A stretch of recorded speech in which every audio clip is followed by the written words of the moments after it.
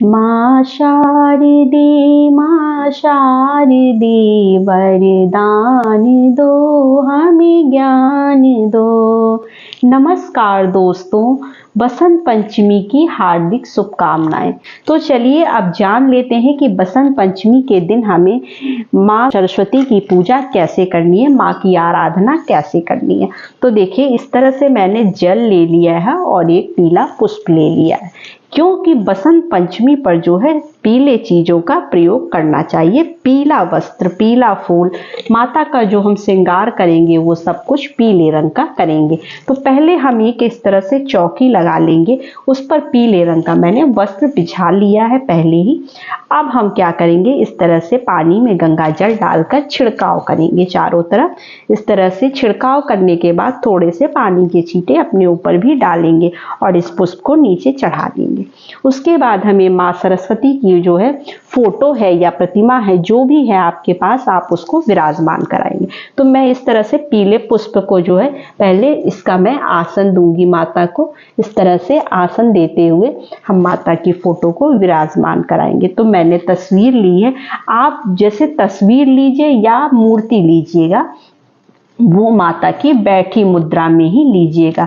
खड़ी मुद्रा वाली मूर्ति या फोटो नहीं लीजिएगा। अगर आपके यहाँ मूर्ति ली जाती है हर साल तो आप मूर्ति खरीद लीजिएगा, लेकिन बैठी मुद्रा वाली ही मूर्ति खरीदिएगा। फिर हम माता को इस तरह से, माँ वीणावाधिनी को इस तरह से विराजमान कराएंगे। उसके बाद हमें क्या करना है, जो है माता को थोड़ा सा हम स्नान कराएंगे पानी से। इस तरह से अगर आप जो है मूर्ति रखे हैं तो मूर्ति पे आप पंचामृत वगैरह से भी स्नान करा सकते हैं। तो इस तरह से हम माँ को छींटे देते हुए स्नान कराएंगे, फिर यहाँ पर पुष्प चढ़ा देंगे। उसके बाद हमें माँ को जो है चुंदरी अर्पित करनी। तो हम बसंत पंचमी के दिन जो है माँ को पीले रंग की ही चुंदरी अर्पित करेंगे। जहां तक हो सके आप भी जो है पीले रंग का वस्त्र, पीले रंग की चूड़ियां वगैरह पहनकर ही अच्छे से तैयार होकर ही माता की पूजा करें। तो इस तरह से हम माता को जो है वस्त्र स्वरूप चुंदरी अर्पित कर दिए हैं पीले रंग की। उसके बाद हमें क्या करना है, माता को टीका लगाएंगे।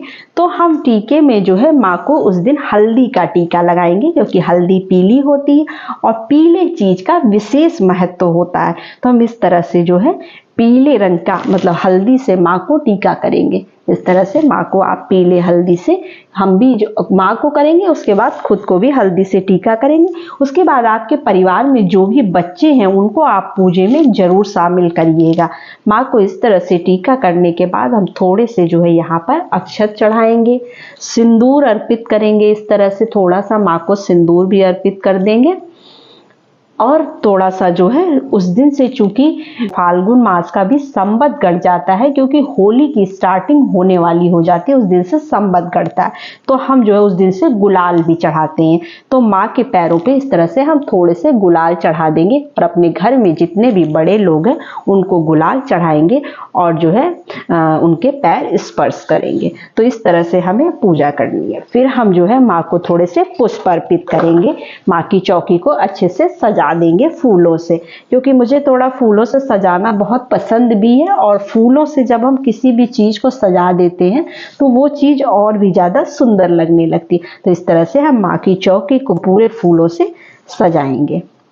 सजा के फिर हम माँ को भोग में क्या अर्पित करेंगे, आप अगर अपने किचन में कुछ पुए पकवान कुछ भी अगर आपने बनाया है तो आप उसका भोग भी माता को लगा सकते हैं। और अगर आपने जो है पुए पकवान नहीं बनाए हैं तो आप जो है बूंदी का भोग लगा सकते हैं, पीले चीज का, जैसे बूंदी है या लड्डू है या फिर जो है पुआ है, आप इन सब चीजों का भोग लगाएंगे। इस तरह से माँ को हम भोग अर्पित करेंगे। और फल में हमें क्या लगाना है, देखिए बैर हमको जो है बसंत पंचमी के दिन बैर का भोग जरूर लगाना चाहिए। और ऋतु फल में अमरूद भी इस समय सीजनल फल है, तो आप अमरूद का भोग लगाइएगा। इसके अलावा आपको जो भी फल ऋतु वाले मिल जाए, जैसे सेब है, नारंगी है, जो कुछ भी आपको मिल जाए आप वो भी अर्पित कर सकते हैं। आपके घर में पढ़ने वाले बच्चे हैं तो आप इस तरह से देखिए एक कॉपी और पेन माँ को जरूर अर्पित करिएगा। इस तरह से माँ को एक पेन और कॉपी हम अर्पित करेंगे।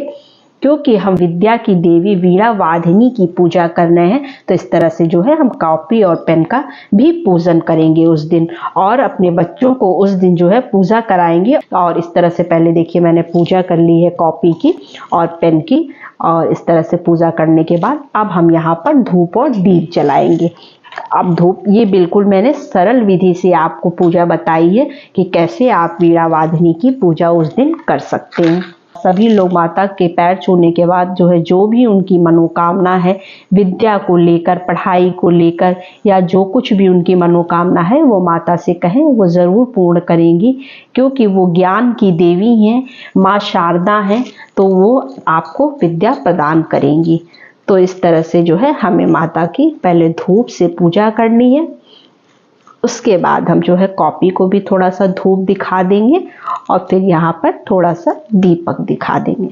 इस तरह से दीप दिखाकर हमें पूजा करनी है। अगर उस दिन से आप छोटे बच्चों की पढ़ाई स्टार्ट करवाना चाहते हैं तो बसंत पंचमी का दिन सबसे अच्छा दिन होता है। आप उस दिन जो है बच्चे के लिए एक स्लेट या पेन ले आइए और उससे जो है बच्चे को थोड़ा सा माता को स्पर्श करा के लिखवाना स्टार्ट कर दीजिए। तो बसंत पंचमी के दिन से अच्छा कोई दिन नहीं होता है, क्योंकि इस दिन सभी मांगलिक कार्यक्रम भी किए जाते हैं बिना पूछे ही। कोई भी पत्रा या किसी पंडित से पूछने की जरूरत नहीं है, आप अपना मांगलिक कार्यक्रम कर सकते हैं। छोटे बड़े जो भी मुंडन वगैरह भी लोग कराते हैं उस दिन, और जो है छोटे बच्चों का इंप्राशन वगैरह भी करते हैं। तो इस तरह से सभी विद्यार्थियों को भी जो है माता सरस्वती की पूजा करनी चाहिए।